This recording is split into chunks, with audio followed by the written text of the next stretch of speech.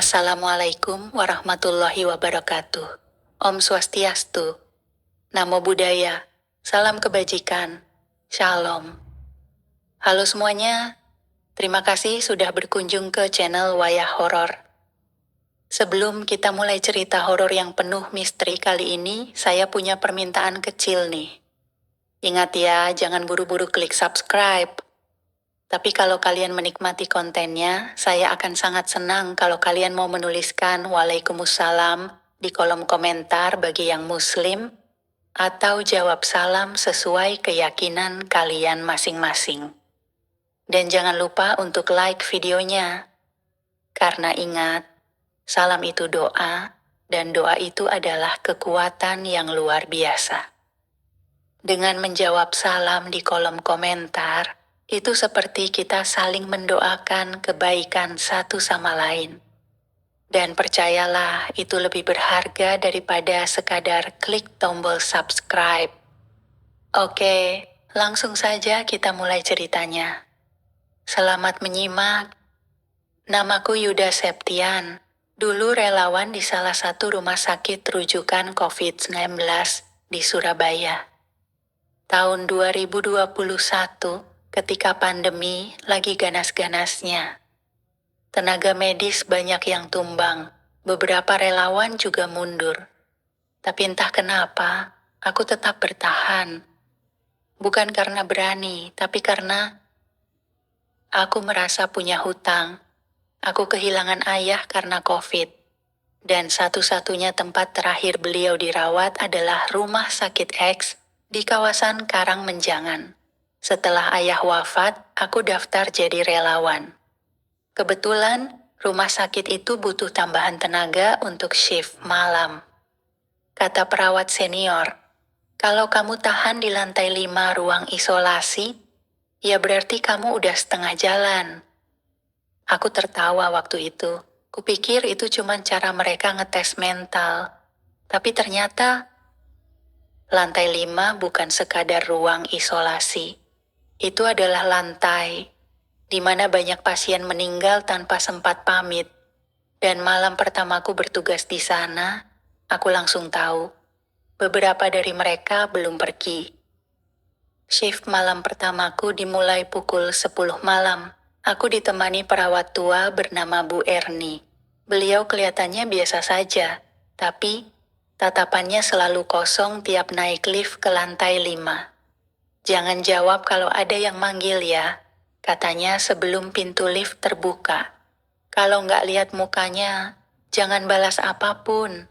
Aku cuma tertawa kecil, tapi waktu lift terbuka aku langsung sadar, udara di lantai ini berbeda.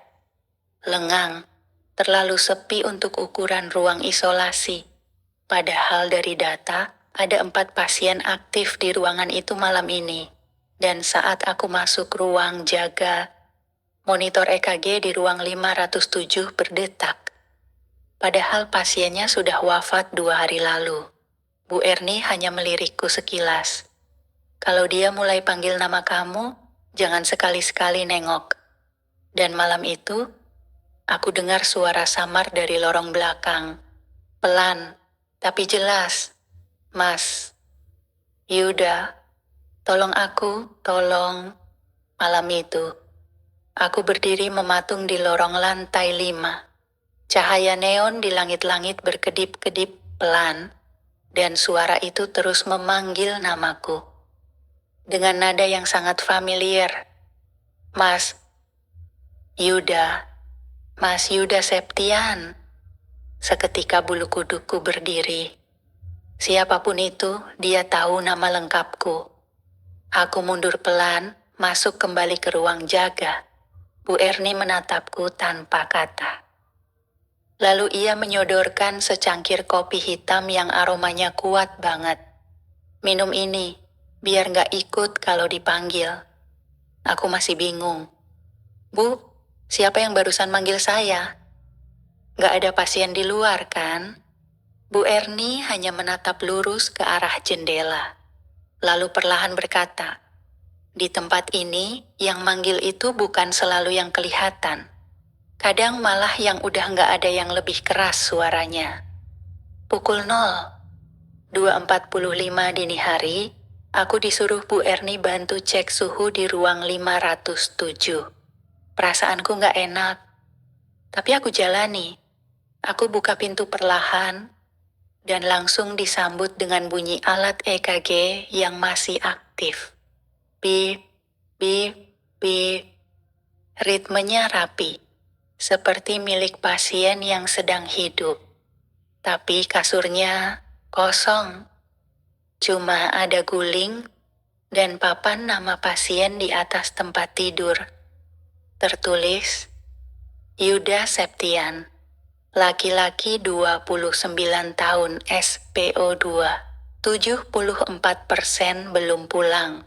Tanganku gemetar, itu namaku, itu usiaku.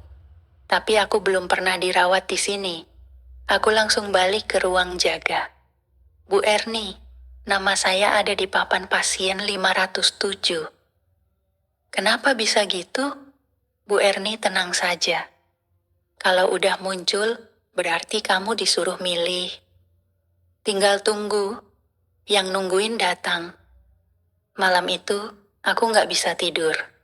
Dan jam 3.17, semua lampu lantai 5 padam total.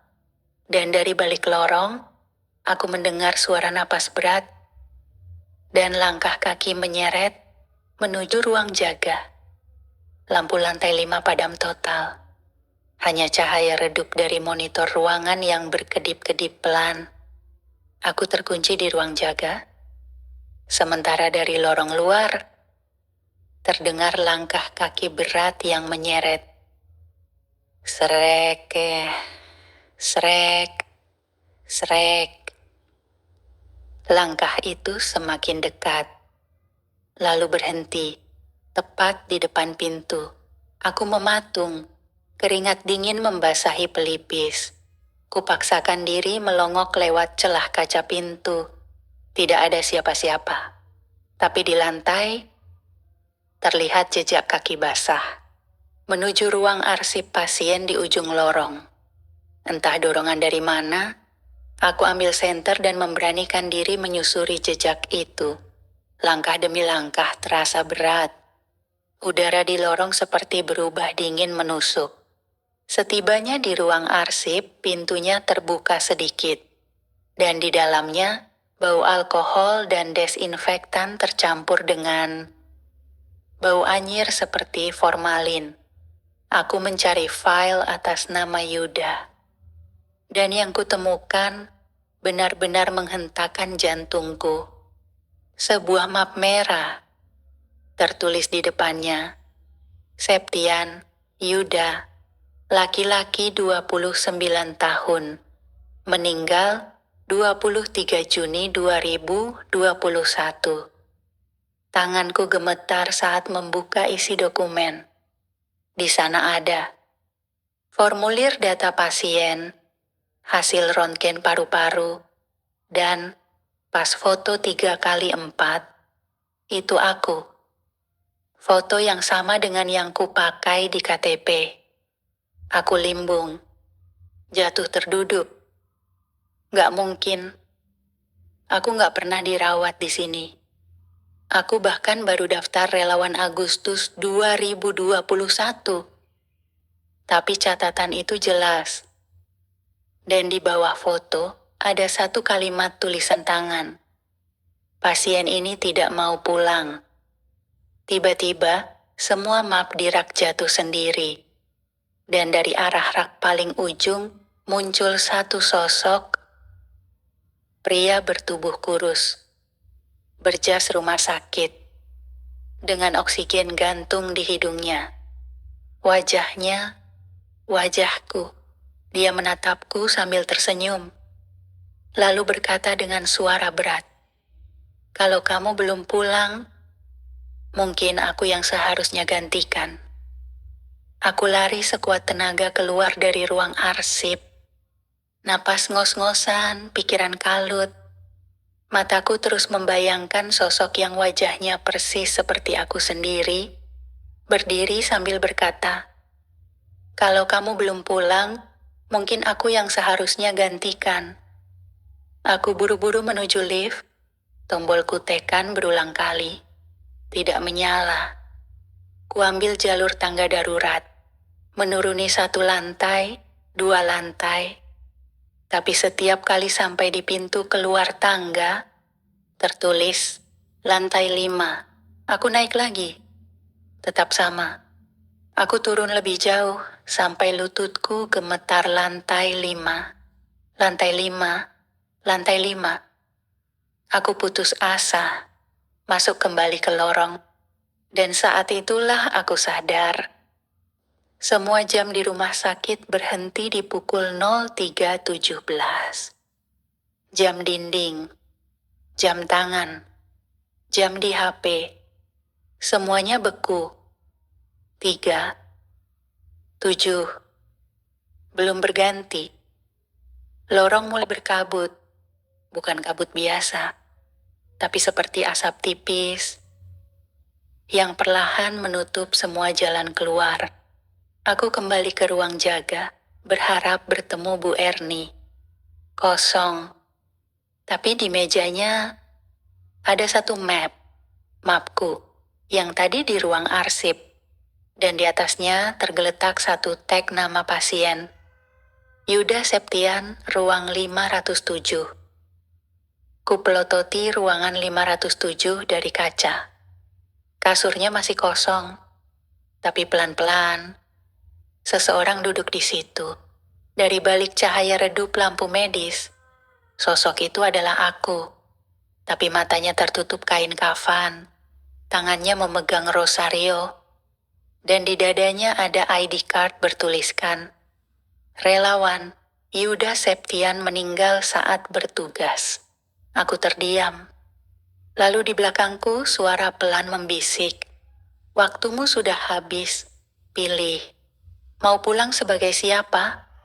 Aku berdiri di depan ruang 507.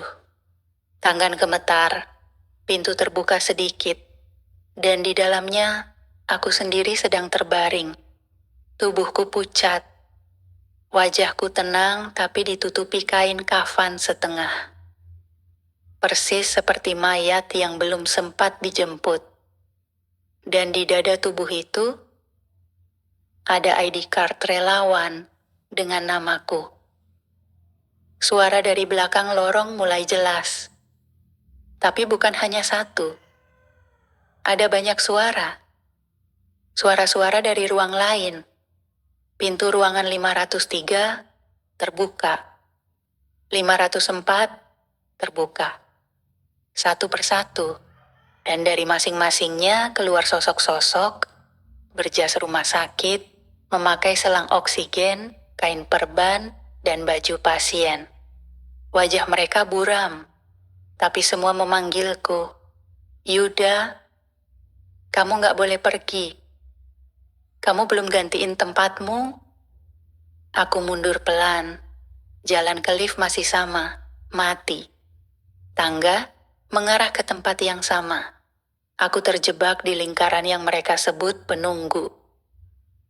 Lalu, satu suara lebih lantang dari yang lain.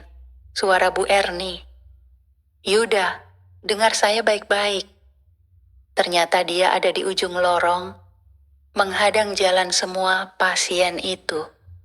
Kalau kamu lihat jasadmu sendiri dan tetap tinggal, kamu akan jadi bagian dari mereka. Tapi kalau kamu berani keluar dari ruangan ini, kamu bisa kembali.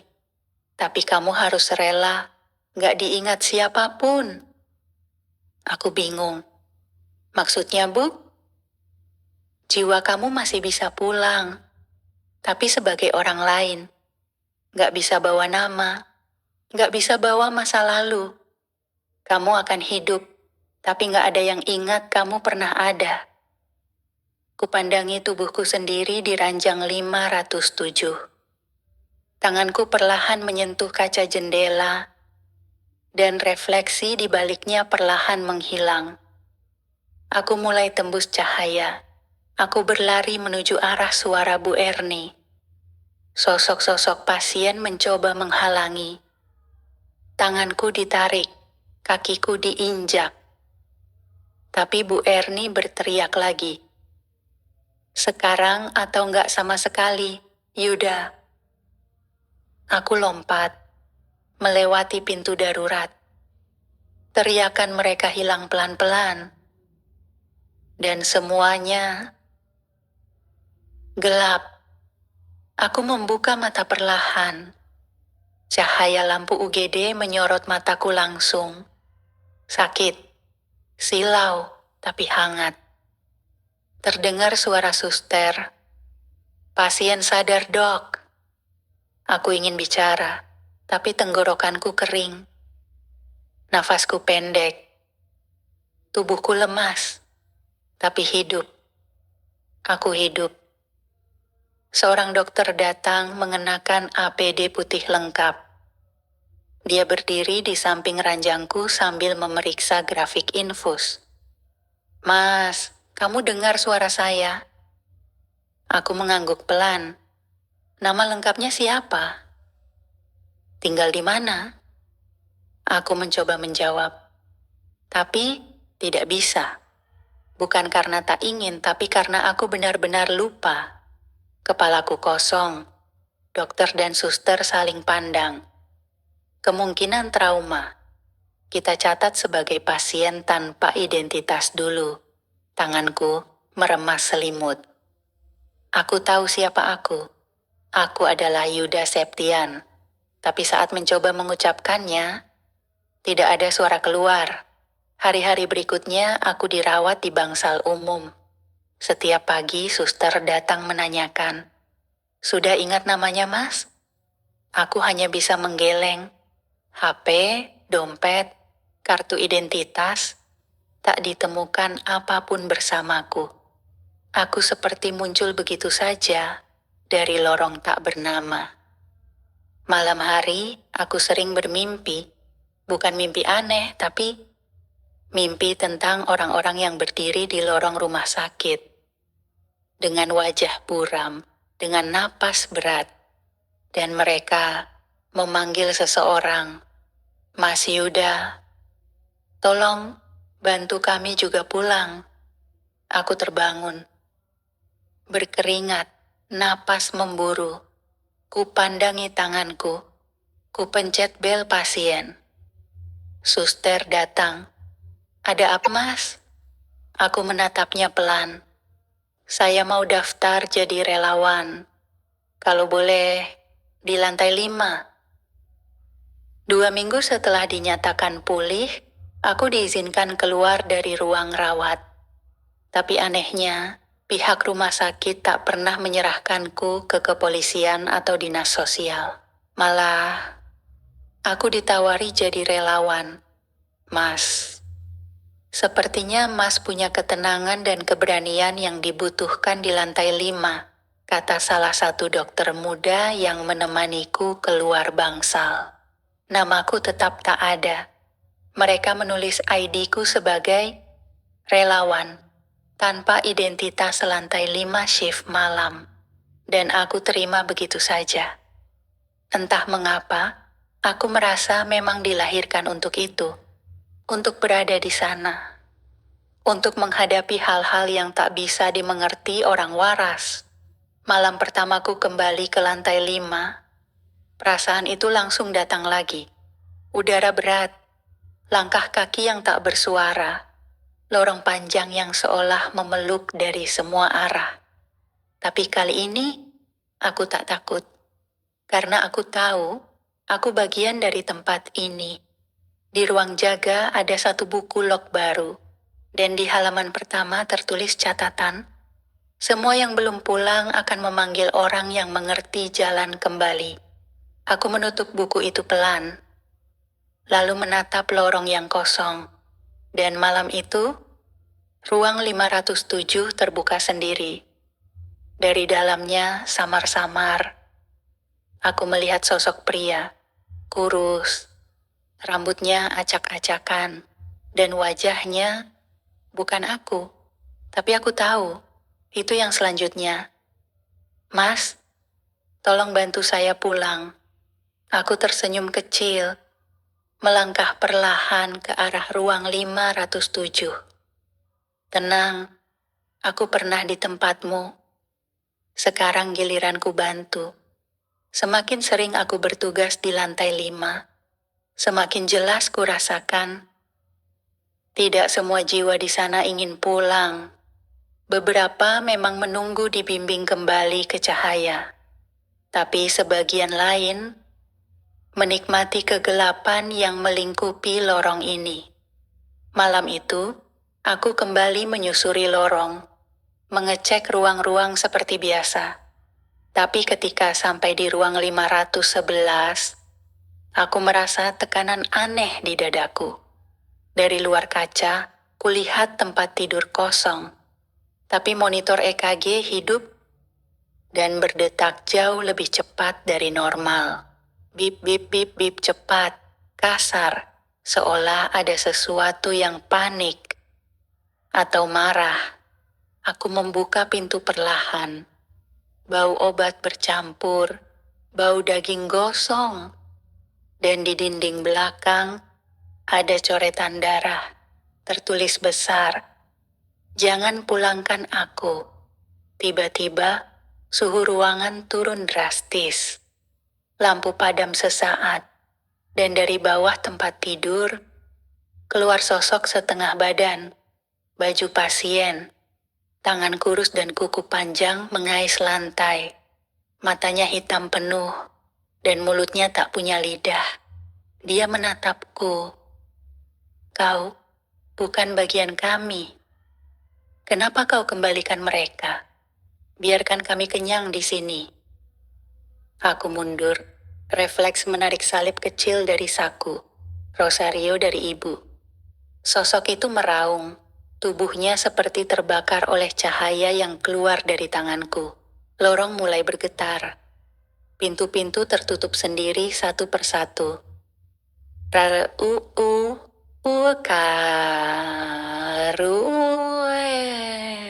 Lalu, hening. Aku tahu, malam itu aku nyaris gagal.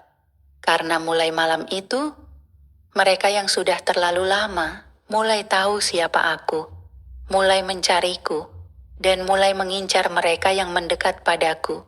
Dan yang lebih parah, aku mulai melihat mereka di luar lantai 5, di lift, di ruang administrasi, bahkan di cermin wastafel.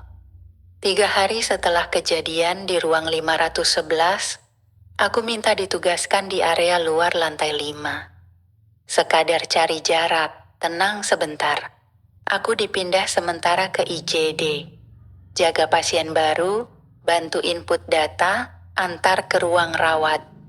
Semuanya normal, seharusnya. Sampai satu malam, seorang pasien baru masuk. Laki-laki usia 32, saturasi oksigen turun drastis. Wajahnya pucat, tubuhnya gemetar. Tapi yang bikin aku terpaku, begitu melihatku dia langsung panik. Kamu Yuda, kan?" Aku terdiam. Perawat lain melirik. "Kamu kenal dia?" Aku geleng, tapi pasien itu terus bicara. Dengan suara lemah, hampir seperti bisikan. "Aku lihat kamu di lantai 5. Kamu jalan di lorong, tapi matamu hitam semua. Kamu bilang, 'Giliranku.'" Jantungku nyaris berhenti. Aku belum pernah ketemu orang ini. Tapi dia melihat sesuatu, versi lain dari diriku. Mungkinkah mereka menggunakan wajahku? Pasien itu makin gelisah. "Jangan kirim aku ke atas. Tolong, jangan kirim aku ke lantai 5. Sebelum sempat kutanya lebih jauh, ia kejang. Monitornya berbunyi panjang.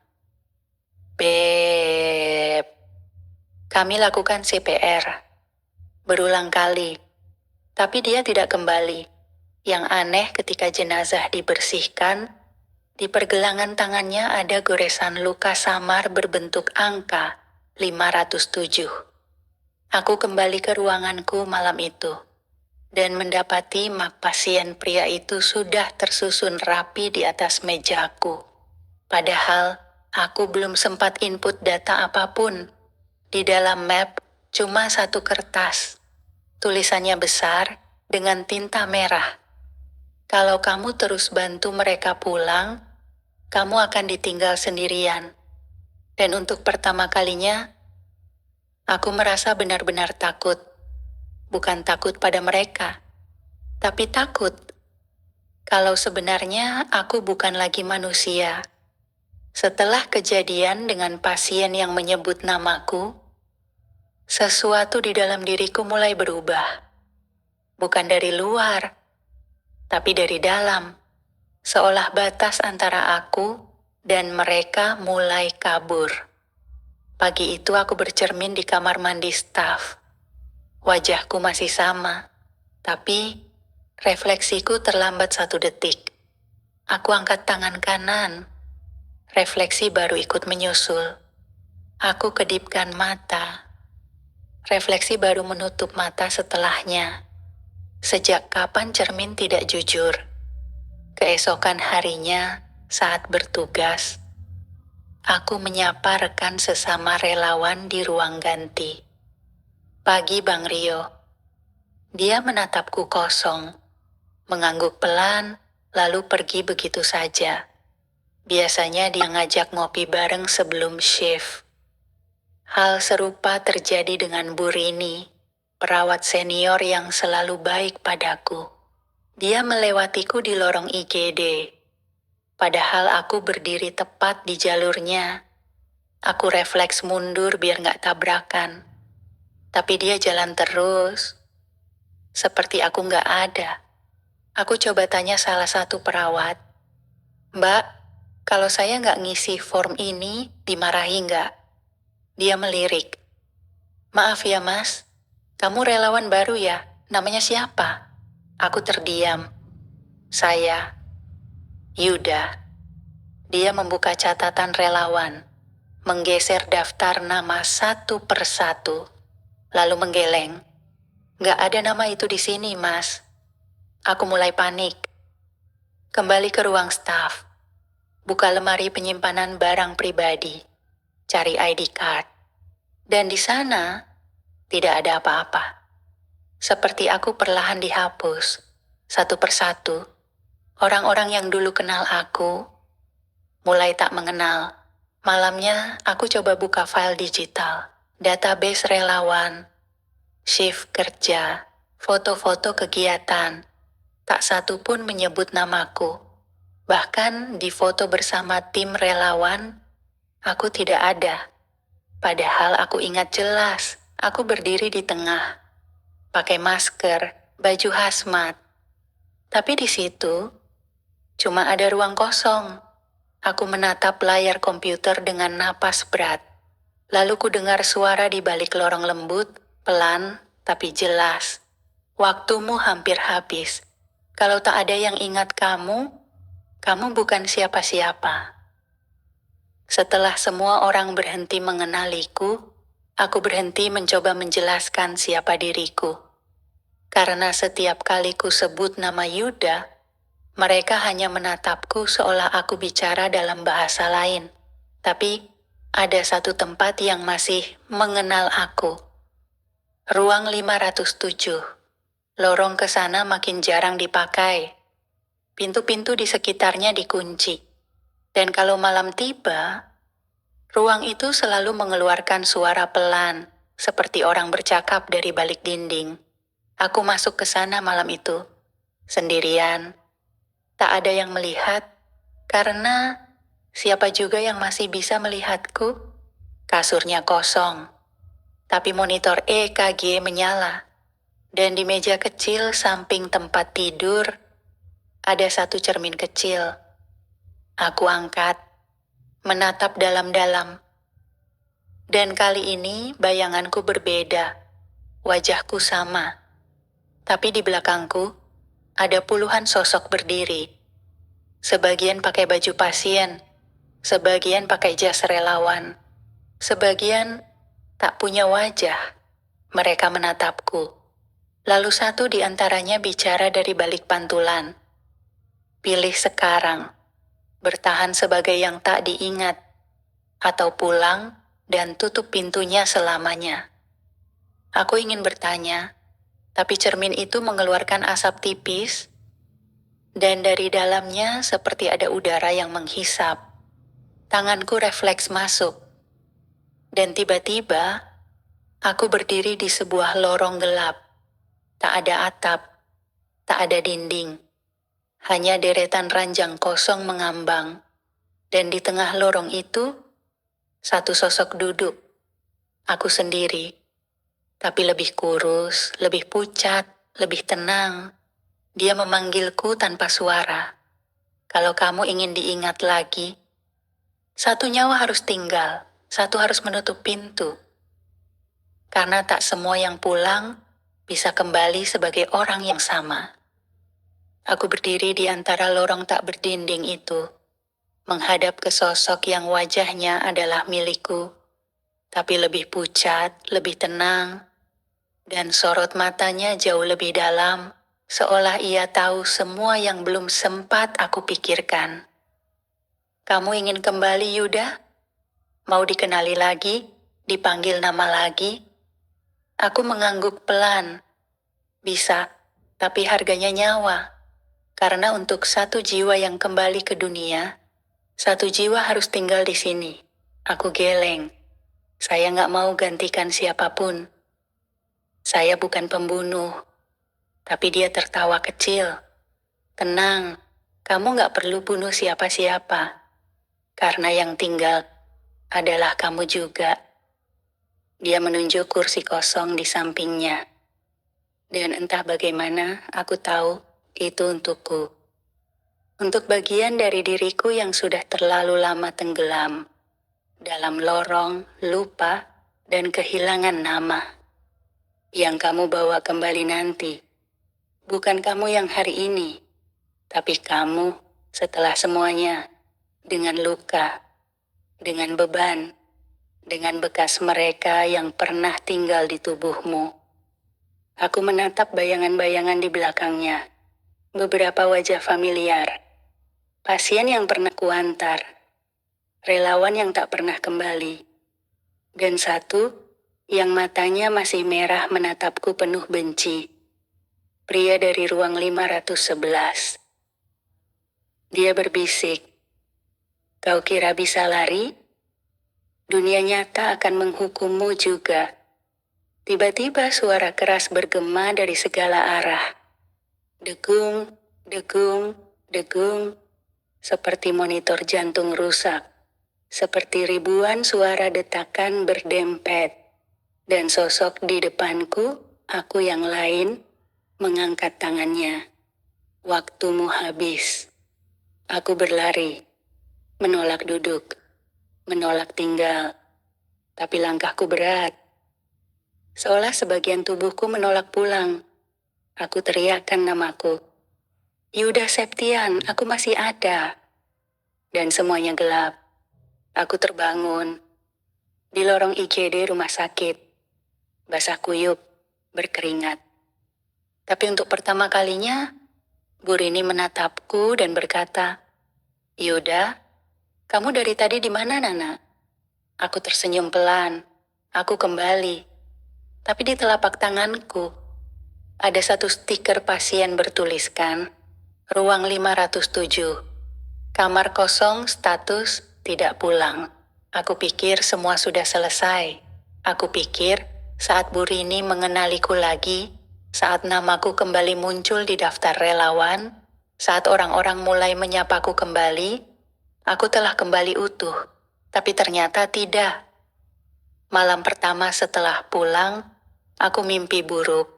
Dalam mimpiku, aku duduk di ruang 507, sendirian. Dan dari balik jendela, aku melihat diriku sendiri, masih duduk di lorong antar dunia itu. Menatap kosong, tak bergerak. Tapi, senyumnya persis seperti punyaku. Aku terbangun dengan nafas terengah, tanganku gemetar, dan di baju ganti relawan yang kupakai hari itu, ada noda darah di kerahnya. Padahal, aku tidak pernah bersentuhan langsung dengan pasien malam itu. Dan yang lebih mengerikan, rosario dari ibu yang selalu kusimpan hilang. Aku bertanya ke Bu Rini diam-diam. Bu, pernahkah ada orang yang kembali, tapi membawa sesuatu dari sana? Ia menatapku lama, kemudian menjawab pelan. Sering, tapi nggak semua sadar. Kadang mereka bawa luka yang tak bisa dijahit. Kadang mereka bawa penumpang. Sejak saat itu aku mulai sadar. Kadang-kadang aku bicara sendiri saat tidur. Kadang aku menulis di buku log shift malam dengan tulisan yang bukan gaya tulisanku. Dan suatu malam, Bu Rini menemukan catatan aneh di mejaku. Terima kasih sudah pulang. Sekarang giliranku mengenal dunia.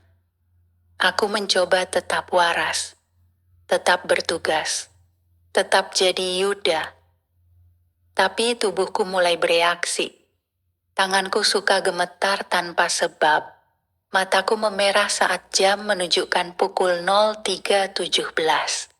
Dan setiap kali aku melewati ruang 507, monitor EKG menyala. Dengan irama yang sama dengan detak jantungku. Aku bertanya pada diriku sendiri, apakah aku benar-benar pulang atau hanya bagian dari diriku yang dikirim balik untuk menjadi tuan rumah baru? Kegelisahan itu terus menggangguku. Aku merasa ada yang lain dalam diriku sekarang. Dan untuk pertama kalinya sejak aku kembali, aku mulai mencari tahu siapa saja yang pernah alami hal serupa. Aku akses arsip relawan, daftar nama-nama yang pernah bertugas di lantai 5, terutama yang mengambil shift malam. Beberapa nama langsung familiar, tapi yang bikin merinding, setengah dari nama itu tidak pernah menyelesaikan masa tugasnya. Dan dari yang tersisa, hampir semua menghilang setelah pulang. Aku mulai menelusuri satu persatu. Ada yang pindah kota, ada yang mendadak resign, ada juga yang dinyatakan meninggal, tapi jenazahnya tidak pernah ditemukan. Satu nama membuatku berhenti. Rizky A, relawan senior, terakhir aktif Mei 2021, shift malam lantai 5. Aku coba cari keberadaannya lewat data internal, tapi filenya kosong. Dan yang lebih aneh, foto dirinya di file log digital hanya menampilkan siluet hitam. Aku tanya ke Bu Rini, Bu, Rizky A masih kerja nggak? Raut wajahnya langsung berubah, hening. Kemudian ia menjawab lirih. Dia dulu yang paling sering bantu pasien di ruang 507. Anak baik, tapi dia mulai berubah. Sampai akhirnya dia hilang. Secara resmi sih dibilang pindah keluar kota. Tapi semua tahu, dia nggak pernah benar-benar keluar dari rumah sakit ini. Malam itu aku nekat kembali ke ruang 507. Kali ini sendiri, tanpa alasan medis. Hanya ingin tahu, apakah Rizky A pernah meninggalkan jejak? Ruangan kosong, tapi di laci meja samping ranjang, aku temukan catatan kecil sudah menguning. Tertulis tangan terburu-buru. Kalau kamu baca ini, dan kamu masih merasa bisa kembali, cepatlah. Sebelum tubuhmu tidak mengizinkanmu pergi lagi. Tiba-tiba lampu ruangan mati, dan dari pantulan kaca jendela, aku melihat dua bayangan berdiri di belakangku. Satu mengenakan APD, satu lagi mengenakan seragam pasien. Keduanya menatapku. Keduanya tidak punya wajah. Malam itu, dua bayangan tanpa wajah berdiri di belakangku. Aku membeku. Napas tercekat. Tapi satu hal yang kurasa pasti, Salah satunya adalah aku. Yang satunya lagi adalah Rizky. Kedua sosok itu menatapku tanpa mata. Tapi aku bisa merasakan mereka tahu aku sudah terlalu jauh. Sudah terlalu dekat ke titik tanpa kembali. Dari balik kaca jendela ruang 507, pantulan wajahku mulai kabur. Seperti dicuci dari dunia. Dan untuk pertama kalinya, aku bertanya pada diriku sendiri. Apa aku masih manusia? Atau cuma cangkang? Tempat jiwa-jiwa yang belum pulang mencari tempat baru? Suaraku hilang. Langkahku berat. Tanganku dingin. Lalu, terdengar suara bukan dari luar, tapi dari dalam tubuhku sendiri.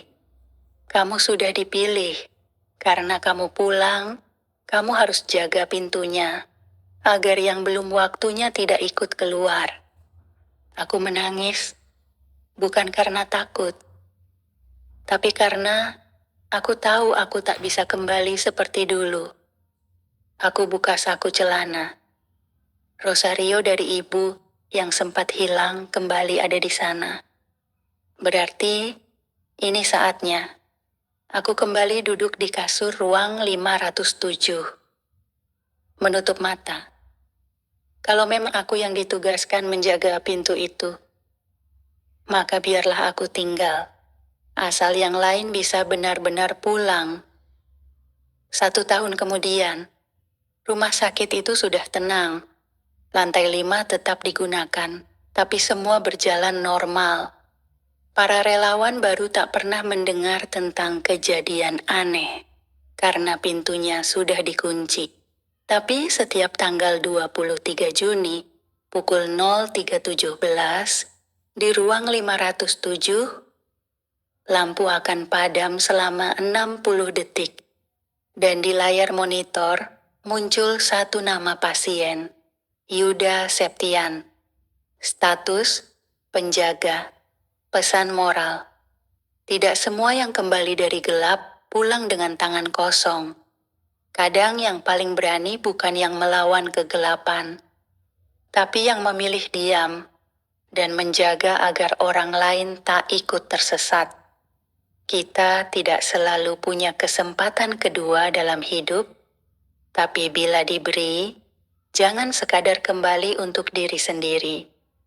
Kembalilah untuk memastikan tak ada lagi yang hilang seperti kamu dulu.